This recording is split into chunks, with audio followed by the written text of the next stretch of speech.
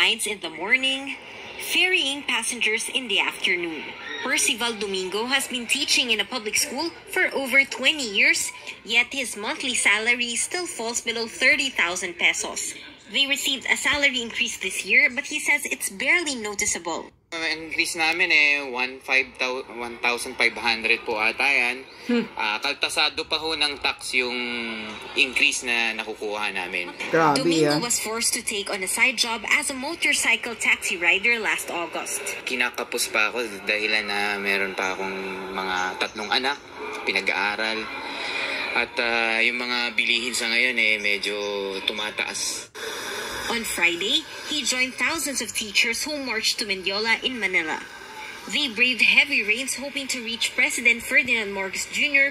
with their demands to increase teacher salaries, boost education funding, scrap the Matatag curriculum, provide adequate funding for benefits, and stop attacks on teachers. This was led by the teachers group Alliance of Concerned Teachers, or ACT.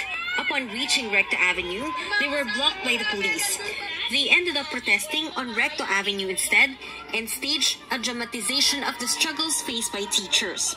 Education budget! The group condemned Executive Order Number 64 issued in August on Wednesday, claiming that the salary increase set for government employees is insufficient.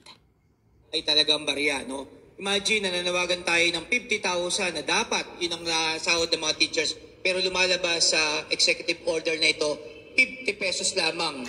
Makakamit ng teachers a day. Libo-libo talaga ang mag-a-abroad. They also believe that the proposed 2025 budget of the Department of Education is insufficient to address the shortage of nearly 100,000 classrooms or to hire an additional 150,000 teachers. At the culminating activity of National Teachers Month on Thursday, the President assured teachers that supporting them is a priority for his administration. Diyos ko po. We are committed to ensuring that you have Hanggang salita lang yan. to teach, whether by additional materials, reducing non-teaching reducing non-teaching Anyway, responsibility. ayoko nang makinig sa mga daldal mo, Bangag. Huwag kayong maniwala sa mga salita ni Bangag. Dahil kabangagan lang yan. Ito ang problema ng Pilipinas. Hindi nila nakikita kung bakit marami ang nag-abroad na mga professional. Katulad ng mga nurses natin. Kung bakit mas marami ang nasa abroad kaysa nagtatrabaho sa Pilipinas. Dahil ang sahod ay parang niluluko nila lang yung mga workers ng Pilipinas. Katiting lang yung mga sahod nila.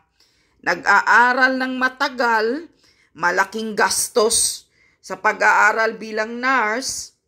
Tapos pag nagtatrabaho, yung sahod magkano lang.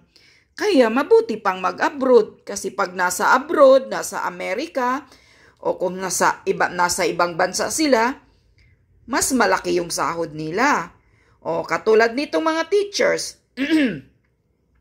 ang demand nila 50,000, gawin ng 50K ang sahod nila buwan-buwan. Diyos ko po, ang tagal-tagal na ng ganitong mga teachers, hindi pa umaabot ng 50K ang sahod nila. My God!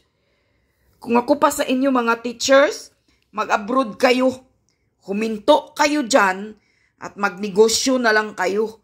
Kaysa magiging guro kayo na magkano lang yung sahod ninyo.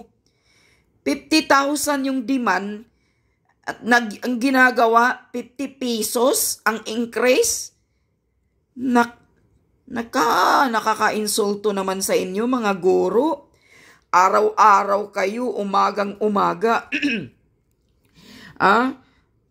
Nasa eskwelahan, whole day kayo, nasa paaralan kayo.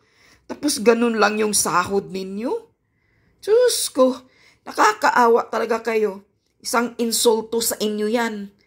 Mabuti pang wag na kayong maging guro. Mag-abroad na lang kayo.